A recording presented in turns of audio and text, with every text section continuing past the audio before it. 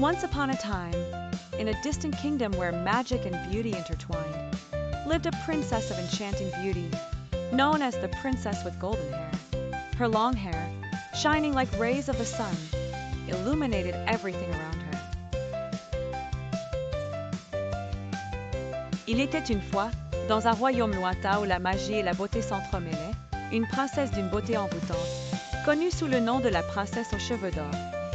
Ses longs cheveux, brillants comme des rayons de soleil, illuminaient tout autour d'elle.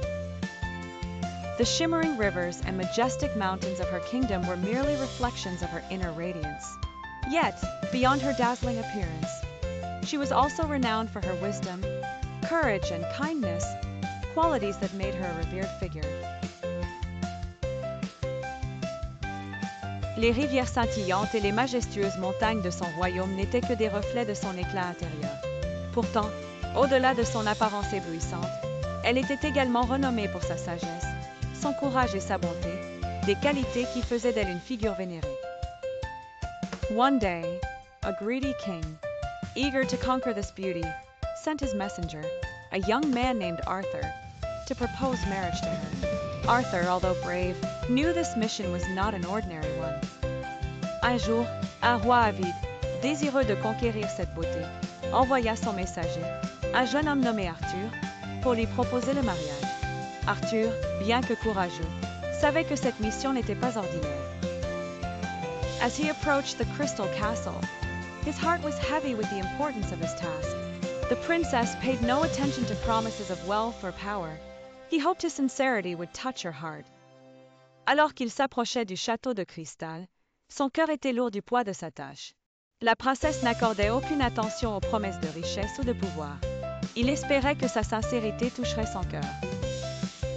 Upon entering the castle, he was dazzled by the princess's beauty, who, despite her radiant appearance, displayed an expression of deep contemplation. Arthur delivered the king's message, but the princess's reply was clear. En entrant dans le château, il fut ébloui par la beauté de la princesse, qui, malgré son apparence radieuse, affichait une expression de profonde contemplation.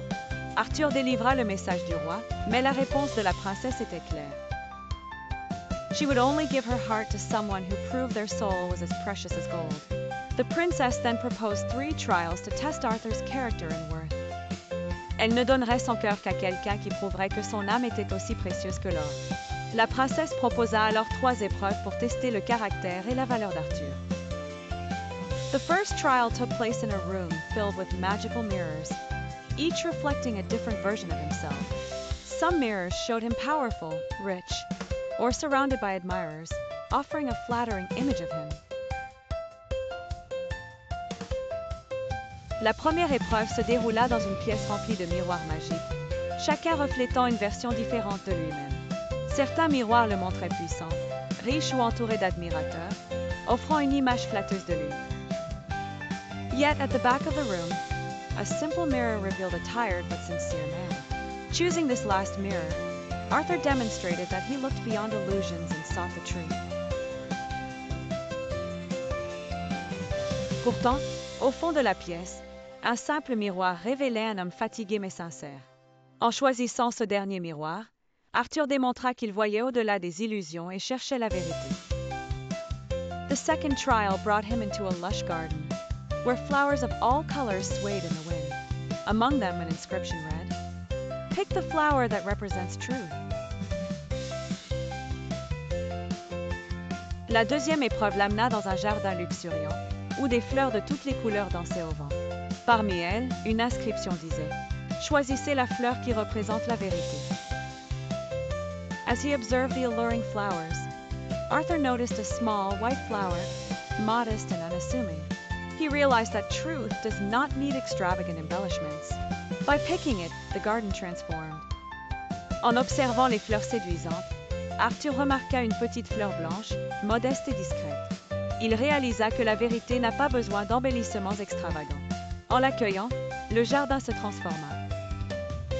For his third and last trial, the princess with golden hair stood before him with 2 chests, one encrusted with glittering jewels and the other simple and worn. She asked him to choose.